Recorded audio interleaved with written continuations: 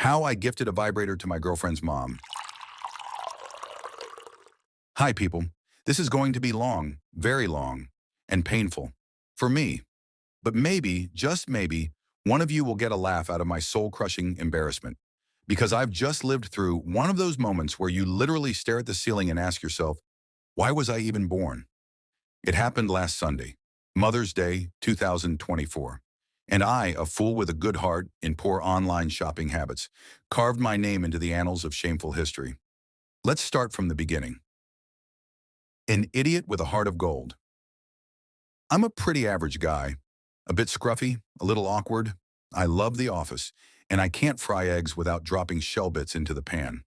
I'm dating a girl named Emily. She's beautiful, smart, sarcastic. She's studying to become a lawyer, wears glasses, and her guilty pleasure is watching Gossip Girl with wine and cheese. We've been together for 6 months, not quite at the let's move in and buy an IKEA rug stage, but close enough for her to say, Jake, would you come with me to visit my mom for Mother's Day? Of course, I said, unknowingly signing my own death sentence. Her mom, Carol, is a strict but warm English teacher, the type of woman who wears cardigans even in summer and loves quoting Jane Austen over dinner. She doesn't like swearing, doesn't trust guys with beards, and goes to yoga every Saturday at 9 a.m. to balance her chakras. And then Emily says, Mother's Day is Sunday, brunch at 10. Mom would really appreciate if you brought a small gift. Okay, no problem. I decided to make a personalized gift, not just some, here's a bottle of wine, see ya. Number I wanted to be that guy. The guy the mom says, wow, Emily hit the jackpot. And I, Jake the great idiot, decided to make a gift basket, hand-assembled, like a candle, tea, chocolate, face mask, a towel that says Kojan One Mom, all the Pinterest-looking stuff that doesn't cost the same as a cast-iron tub. Simple plan, buy some stuff at Target, order the rest from Amazon. And that's when it began. On Wednesday, I go on Amazon. I'm browsing items for Carol's basket and doing a little shopping for myself. Because as it turns out, I decided it was time to enhance my personal life. Yes, I ordered a sex toy. Yes, for myself. Yes, it was a bit impulsive. It was a black silicone vibrator. Discreet package, 4.5 stars. Quiet but powerful. Rechargeable. Best for solo or couples. You know, the usual. And then, some cursed internal malfunction in my brain made this happen. I mixed up the orders.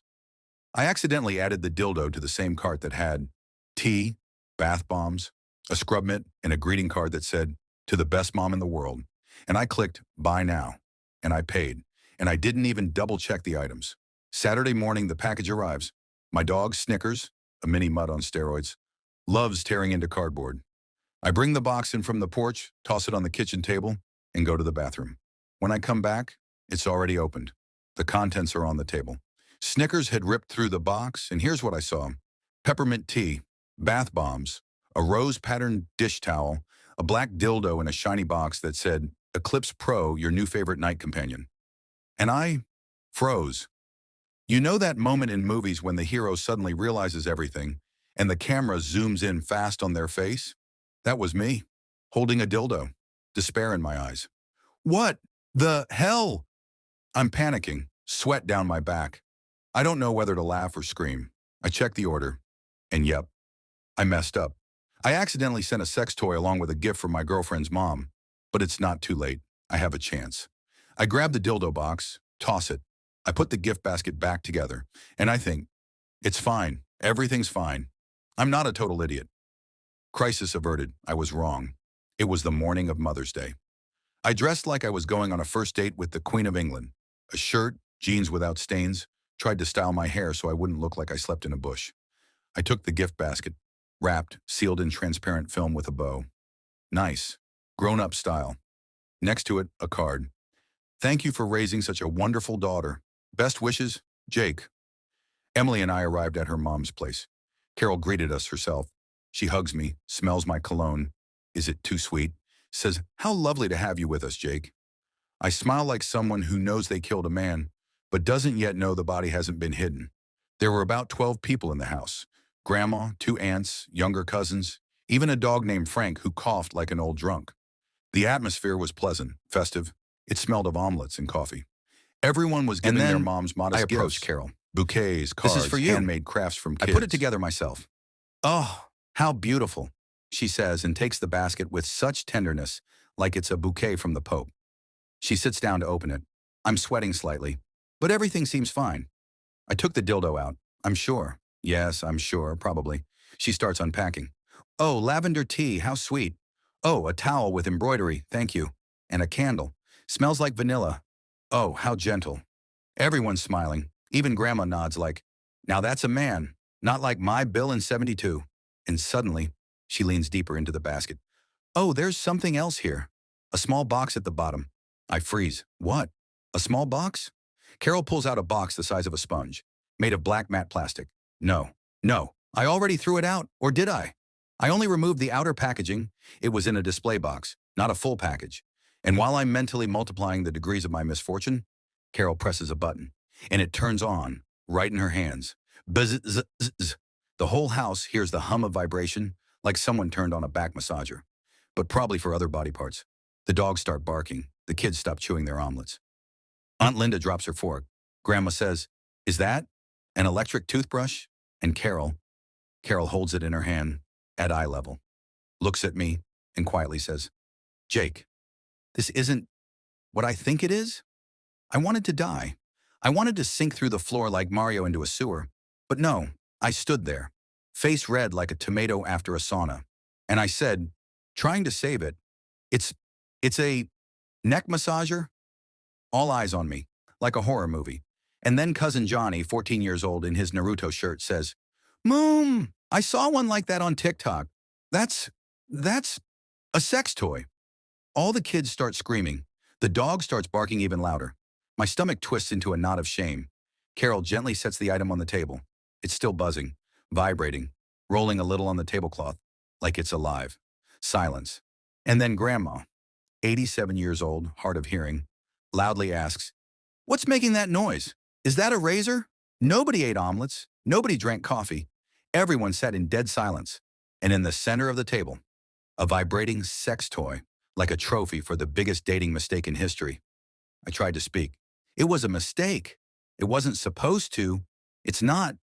But no words came, just the sobs of my soul. Carol finally sighed, turned off the device, wrapped it in a napkin, and went to the kitchen. Emily was pale as a wall. She said, we need to talk. When Emily whispered, we need to talk, I thought maybe she'd take my hand, lead me to the backyard and say something like, look, it was embarrassing, but kind of funny. Don't worry, we'll laugh about it one day. Nope. She grabbed my wrist, yanked me down the hallway, and as soon as we turned the corner, she elbowed me in the chest, hard. Oh, what the hell was that? She hissed, and I swear even the decorative flowers flinched. I thought I threw it out. I thought it was the box with the scented oil, and instead it was a vibrator that sounded like a damn lawnmower on cocaine. It was supposed to be in another box. I mixed them up. You gave my mom a sex toy, Jake, on Mother's Day. I stood there, blinking. My heart was pounding so hard I could hear it in my teeth. I'm sorry, I muttered. I just wanted her to like me. Well, now she'll never forget you, and probably use you as material in her English teacher stand-up routine. We stood in silence. On the other side of the wall, chaos continued. Someone was trying to turn the thing off. The dog was barking. Kids were hiding under the table. Grandma was maybe praying. I walked back into the room, all eyes on me. Aunt Linda was looking at me like I had stolen a crucifix and turned it into a beer bottle opener. And then, silence. Carol returned from the kitchen holding the device, now carefully wrapped in 2 napkins, gift paper, and maybe some aluminum foil, probably to stop it from vibrating again. You never know. Jake, she said calmly, I'm a modern woman. I read blogs. But that was a very special gift. It was a mistake, I muttered. Clearly, and honestly, I'm more impressed by how powerful the thing was. God, what kind of battery is in that demon machine? People laughed, first quietly, then louder. Then Grandma. So, it's not a razor? No, Mom, it's not a razor, Carol replied. And you're not using it. I saw a faint glimmer of hope, but it was too soon, because cousin Johnny had recorded a video of the vibrator, of me, and it was already on TikTok with the caption, my cousin gave Grandma a dildo for Mother's Day, her face though. Views 12K, 13K, 14K. I had gone viral, but not the way I dreamed. Post-traumatic vibration syndrome. We left early. Emily barely spoke, The radio was on, and of course, the moment we started the car, it played, "Shake It Off," Taylor Swift. I physically groaned.